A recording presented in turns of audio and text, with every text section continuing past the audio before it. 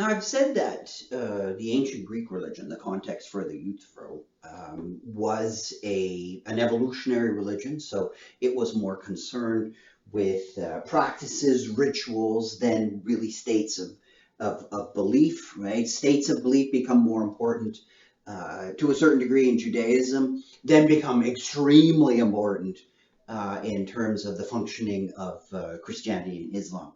And a lot of that is connected to the concept of the afterlife. Now, I also said that with revealed religions, they have founders and they're more concerned with beliefs in the afterlife, and that the evolutionary religions, not so much. I want to clarify that a little bit, just so it's not too misleading. Namely, the concept of the afterlife in the Greek religion, it was there. They did have one. It was often regarded as kind of a shady post-corporeal, post-bodily existence. You can find it referred to in a variety of Greek writings.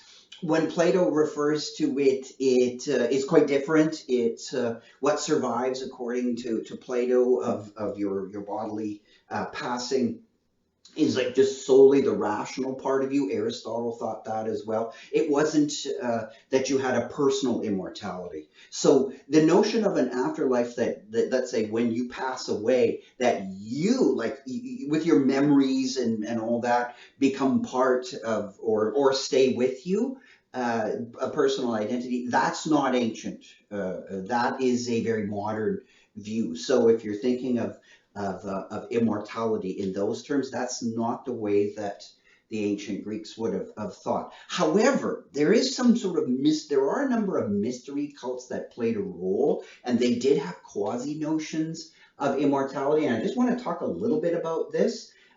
Because it does come up in the dialogue, and Euthyphro is worried about it, and to see why he would worry about it, let's have a look at the context. So there's a couple of terms that come up, and you'll recognize one because we often use it today. But the first one you may not see, unless if your mother tongue or if you speak French, you might recognize these terms because they're kind of around in a form more in French than in English. This one here is pneuma, right, which is largely connected with breath. So the pneuma was the breath of the body. And it was very important because the Greek doctors and the Greek people, they all recognized that when a body dies, one of the key things that it stops doing is stops breathing, right? That's one of our indicators, right? When someone is in trouble, choking or whatever, it's the loss of breath. And of course, what's the way that the ancient Greek doctors would clearly see if someone has died is they would hold some kind of reflective object. They didn't quite have mirrors the way we do, but they could hold like a little bar of metal and check for condensation, right? So if you put a mirror under your nose, you'll quickly get condensation. But if you don't get any of that, that's not a good sign. So this notion of and it pronounced that's a little pi symbol you recognize from mathematics, but that's also a Greek letter pi, which has the P sound, the aspirated and the hard P sound. So the pneuma, and this one is a little bit different, but it also has a hard P sound at the beginning, is the psyche, right? Psyche, right? In English, we drop that hard P sound and we just say psyche, but it's actually psyche in Greek. And in French, you have psychologie, right? Which took me a while to get used to pronouncing that P in front instead of just saying psychology. So this is more like kind of like a soul, like a breath, as in the soul, the breath of life, right? Not just mere biological breathing, but an important one. And so for our purposes here, when the ancient Greeks noticed that someone died, they asked this very natural question, kind of like sometimes children will ask, where does the flame go when you blow the candle out, right? Or like, does the flame just go somewhere else, right? And so the Greeks said, where does the breath go? When the body stops breathing, where did that breath of life go, right? And when you think about it, it would be rather unnerving. You would say, well, it went somewhere. It seems to be that which animates the body. It gives life, and so it departs, right? The dearly departed. Where did they go? And so what the Greeks, some of them worried about, so it might be their superstitions or their cult-like beliefs. It's not really a formal part of the religion, but it was around. And Euthyphro, he worries about it, in that if it's kind of like the ghost, right? The psyche as it leaves, it's this sort of wandering ghost. And if things die, if the body died in a natural way, then the ghost, the psyche, departed psyche, might not be too angry about it. But to show the psyche respect at a funeral, right? And we even do this today. Ask yourself, why do we dress in black? Why do we sort of tone everything down? Well, in the ancient times, it was respect for the psyche, because the psyche realized it can't enjoy anything, can't enjoy any bodily pleasures, like that's all gone because the body's gone. So you don't get any of that fun that's associated with the body.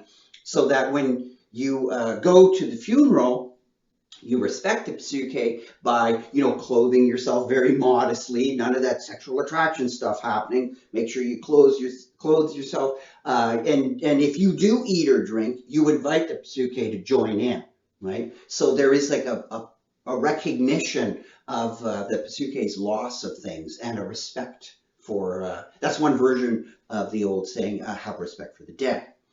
So now, think of this, though. The psyche, at the best of times, is not thrilled about leaving the body. Maybe the body wore out and I can't use this body anymore. And the psyche at the best of times isn't happy about that. But just think about cases of violence and murder, right? That's why the Greeks were really afraid. And a lot of cultures have this. They're afraid of the vengeful spirit, right? This shows up in a lot of literature, lots of a lot of things about sort of like this notion of the vengeful departed.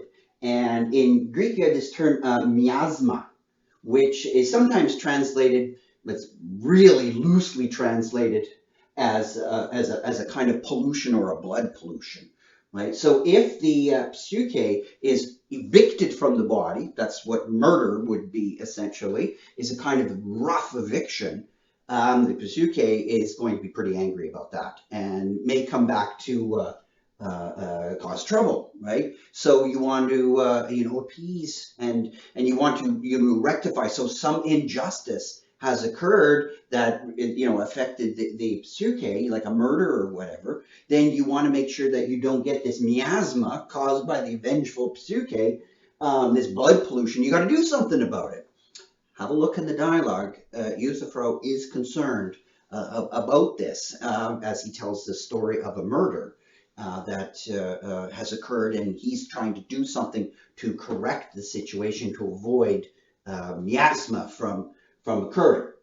So again, and Socrates is like, oh, okay, well, you know a lot about this kind of religious stuff. I've been accused of violating Hoseian, and I've been accused of anhoseian, sort of an impiety. So I'm going to talk to this Euthyphro guy. He's going to explain what the Hoseian is, and then I can defend myself better against all the people that have accused me of being anhoseian, because I'm going to know what Hoseian really is, and so I can defend myself and not get into too much trouble. Well, just a spoiler alert, it doesn't work. But in any case, that gives you some of the background as to why Socrates wants to really dig into this notion of Hoseian with Euthyphro, because Euthyphro is kind of this guy who set himself up as being all-knowing about these religious issues.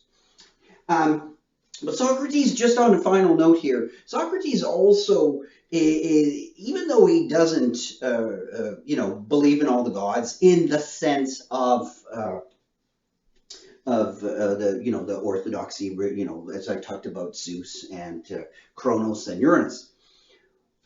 Socrates often refers to his daimon, right? And his daimon was kind of like a special sort of spirit he talked to, or some kind of being that he could talk to. Well, just think, if people are worried about the psyche and this kind of stuff, a guy wandering around talking about having a daimon, I could just imagine, if you knew someone and they would say things like, well, I was talking to my daimon, or I was been advised by some kind of spirit, if you took it really seriously, you know, you could find that quite upsetting or quite unnerving. So in this whole cultural context, Socrates would have been a very unnerving person. He's also doing this during war, so the society is upset. The Peloponnesian War is going on. Socrates wasn't a fan of democracy. If you read the Republic, the discussions of dike justice in the Republic, you know, Socrates has a model of society and it's not democratic, right? So one of the foundational texts, as is often said, of Western civilization is a non-democratic text. It's actually hostile to democracy. Plato doesn't like it very much. He and Socrates admired other forms of governance like the Spartan structure. But Socrates was an odd guy, and he was accused of anhoseion and the import and creation of new gods, because he's talking about things like a diamond, and that really upset a lot of the people of his time. So Socrates, all this background, he comes into Athens, into a particular part of Athens, and he meets up with Euthyphro. That's where the dialogue starts. So we'll get on that in the next video.